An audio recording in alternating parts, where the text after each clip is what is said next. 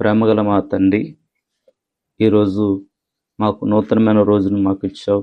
అందరు బట్టి నీకు స్తుతులు చెల్లిస్తున్నాను ప్రభా.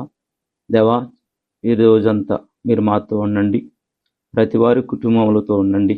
మా దేశాన్ని, మా రాష్ట్రాలను, గ్రామాలు, పెద్దలు, అధికారులు అందరూ దీవించండి. హాస్పిటల్లో రోగులు వారు బాగు చేయండి ప్రభా. ప్రతి వారి కుటుంబ పరిస్థితులు మీరు మార్చండి, ఆర్థికముగా దీవించండి.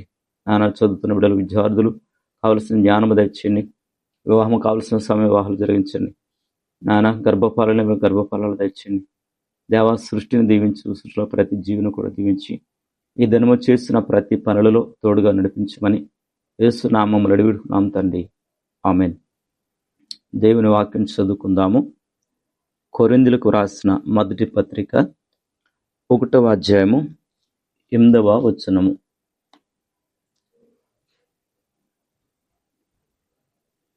అంతం వరకు ఆయన మిమ్మును స్థిరపరచును.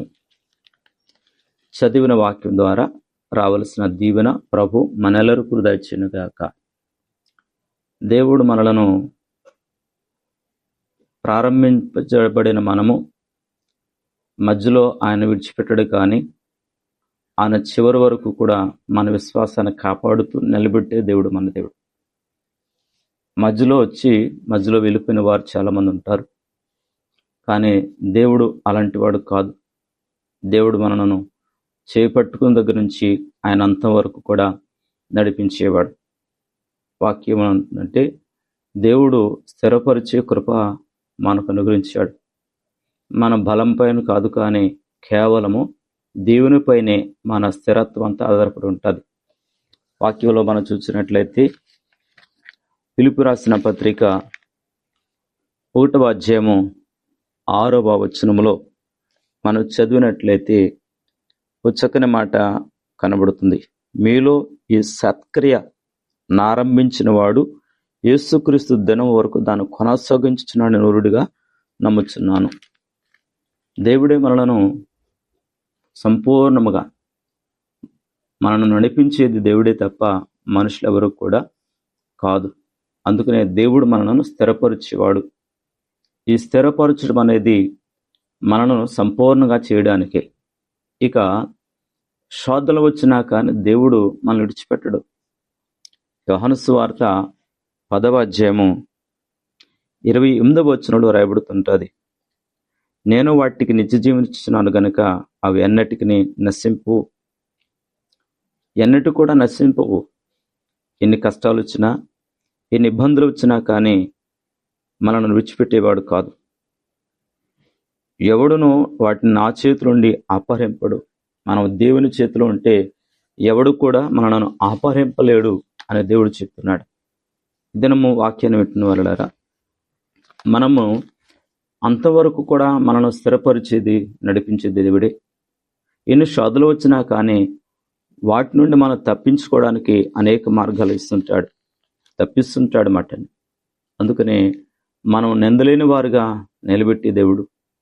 ఎందుకంటే యోధా పత్రిక 1వ అధ్యాయము 24వ వచనంలో చూసినట్లయితే, త్రొట్టెలకుండగా మిమ్మల్ని కాపాడును, తన మహిమ ఎదుట ఆనందముతో మిమ్మను నిర్దోషులుగా నిలబెట్టుకు.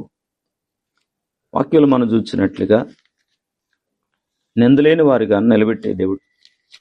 ఈ లోకములో మనము జీవించుచున్నాము గనుక ప్రతి వారు కూడా ఈ వాక్యాన్ని చదివిన వారులారా, వింటున్న వారులారా, ఆయన అంతం వరకు ఆయన మిమ్మల్ని స్థిరపరుస్తాడు.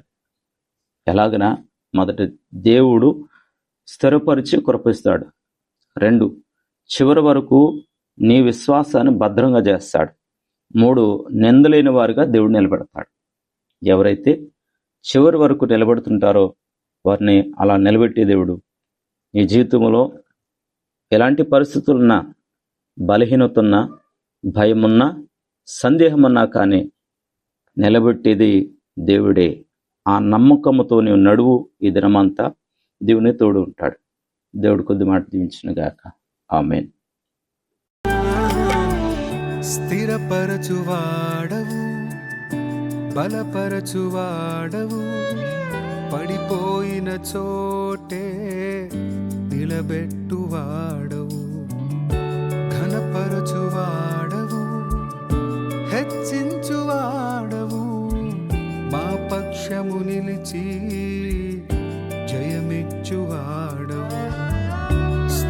స్థిరపరచువాడవు, బలపరచువాడవు, పడిపోయిన చోటే నిలబెట్టువాడవు, ఘనపరచువాడవు, హెచ్చించువాడవు, మా పక్షము నిలిచి